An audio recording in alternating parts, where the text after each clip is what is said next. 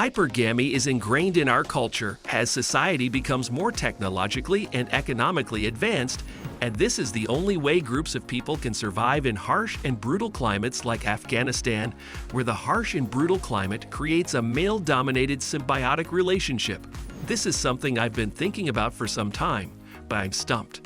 A friend of mine recently pointed out that many advanced societies, such as North Korea, are still male-dominated and don't practice hypergamy as a cultural norm. If you have any thoughts on this, I'd also like to hear them regarding the wall. Women in their early 20s are more desirable than those in their 30s, but they're also more likely to deny that they exist. I've dated women of all ages from their early 20s to their mid-30s, and I've been amazed by the mental gymnastics that women are capable of when it comes to the wall, namely the complete denial of its significance and sometimes of its very existence. The maternal instinct of women might be suppressed due to social indoctrination that tells them to focus on their careers instead of their families. It's possible that, in terms of the wall, women can learn to convince themselves that their value rises as they get older because feminist ideology tells women that they can be just like males in many ways. This clashes with their instincts, which are by definition congruent with the truth about their basic biological existence. This creates a kind of cognitive dissonance, whereby the woman feels compelled to attack, criticize, and generally shoot down any decent man with whom she might possibly have a chance to build a relationship. She is protecting her ego at this particular point, since there's nothing left to protect egg-wise. Again, this observation is based on a decent-sized sample of women that I've interacted with as well as dated. Nikki says that hypergamy only becomes rooted in society when it becomes more technologically advanced, but NIC wants to delve into the nitty-gritty of hypergamy's effects on women's appearance. Is it possible, Nick, that because society is more primitive, there is less hypergamy? When a man is barely able to provide food and resources for his family, does it really make sense for a woman to risk her own physical survival by demanding more of him until he breaks? But in Western culture, she can nag and be as hypergamous as she wants, and she knows she won't end up starving or living on the streets if she does so.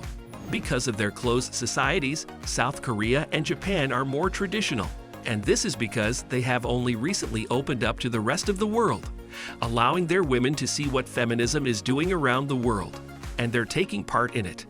They never accepted feminism before because they didn't know of it. When males earn less money than women, women are more likely to enter the workforce and compete with men for jobs. As a result, hypergamy is more common among women in higher income cultures and in situations where men earn less money than women.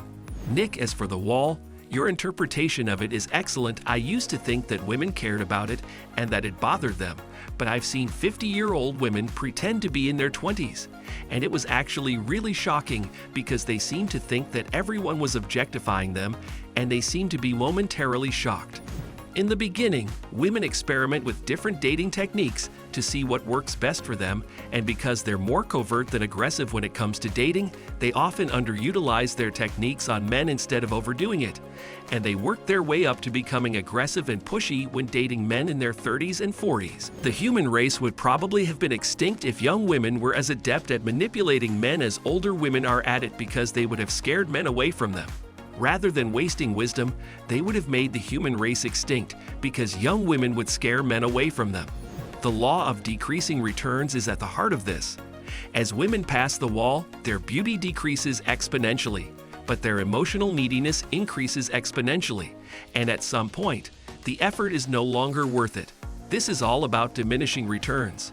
Because women are trying to emulate men, they believe that they too can age like wine rather than milk, and I see evidence of this from women in hair salons and beauty parlors, where some spend thousands a month to cover their age, or to fix themselves to a certain age that they want to be. There is also an entire culture designed to boost the self-esteem of women, women's empowerment books, and a you can do it mentality. I don't think it's feminism at all.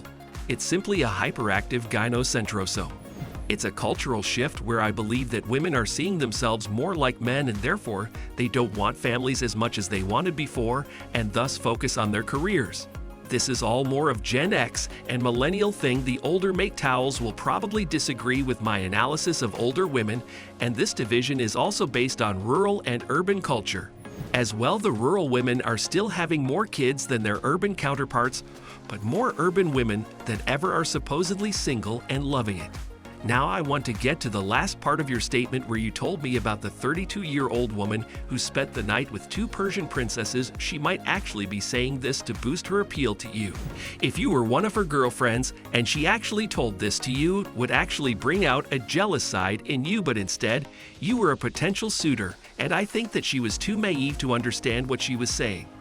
She was married to the same guy from university, so only really started dating when she was in her early 30s, so her actually sharing this. What I would have done if a woman told me such an outlandish story, I would have created my own outlandish story that was even better just to outdo her and make her feel jealous, because that's what she's trying to do to you, and I suspect that she was actually trying to do it subconsciously, and the sad thing is her mental state was probably more stable and thus carried less emotional baggage than women that are constantly dating in their 20s and then switching partners all the time. So if you were still a blue pill man back then, a possible relationship could have actually blossomed.